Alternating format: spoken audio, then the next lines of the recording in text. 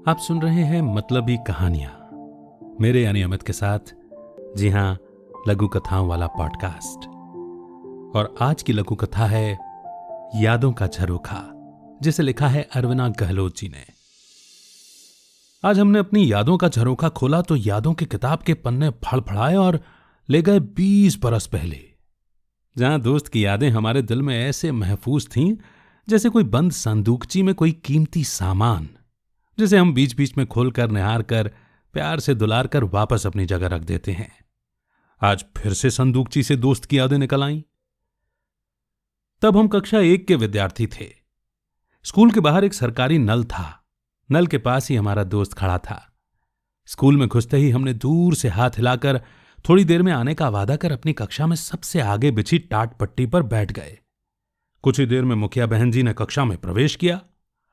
उनके आते ही उनकी कड़क मुखमुद्रा देखकर सबकी बोलती बंद हो जाती है जब वो अपना रोज का रटा रटाया वाक्य दोहराती हैं। गिनती पहाड़ा लिखे बगैर कोई पानी पीने नहीं जाएगा। हां तो बच्चों, गिनती पहाड़ा लिखो। कहकर मुखिया बहन जी कुर्सी पर सिर टिकाकर आंखें बंद कर लेट गईं। बैठने वाले बच्चे उमा और आशा से आग्रह करते, ये तुम लोग धीरे धीरे लिखो, हमें याद नहीं है। लेकिन हमें तो दोस्त से मिलने की जल्दी थी, सो झटपट गिनती पहाड़ा लिखकर कॉपी टेबल पर रख दी। बहन जी, हम पानी पीने जाएं? बहन जी ने एक आंख खोली और कहा, अभी तो आते समय पानी पी के आई थी, फिर से प्यास लग गई। तब तक आशा भी आ गई। क्या हुआ, तुम्हें भी देख के प्यास लग गई? जी नहीं बहन जी। काम पूरा किया? जी बहन जी। जाओ दोनों जाओ, कहकर बहन जी ने आंखें बंद कर लीं। पीछे बैठे बच्चे एक दूसरे से खुसर फुसर करके पहाड़ा लिखने लगे। आशा और उमा हंसी रोककर बाहर आकर हंसते हुए नल की तरफ दौड़ पड़ी। पानी पीना तो बहाना था, नल के पास खड़े दोस्त से मिलना जो था, जाकर झट से लिपट गई दोस्त इमली से। इमली ने भी एक कटारा गिरा दिया।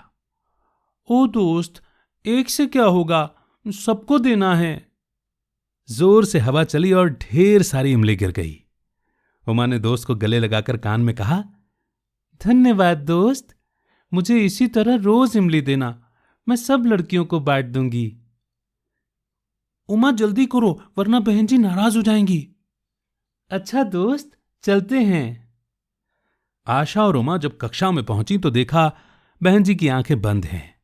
दबे पांव घुसकर जल्दी जल्दी सभी लड़कियों को बांट दी और वापस कक्षा के दरवाजे पर आकर, बहन जी हम अंदर आ जाएं? बहन जी ने आंखें खोली और दहाड़ी, इतनी देर लगती है कि पानी पीने में? चलो जगह पर बैठो। तुम दोनों की देर से आने की यही सजा है। तुम दोनों ऊंचे स्वर में पहाड़ा बोलो। उमा और आशा जोर जोर से 2 एकम 2, 2 दूनी 4 और पीछे से सारी लड़कियां स्वर मिलाने लगीं।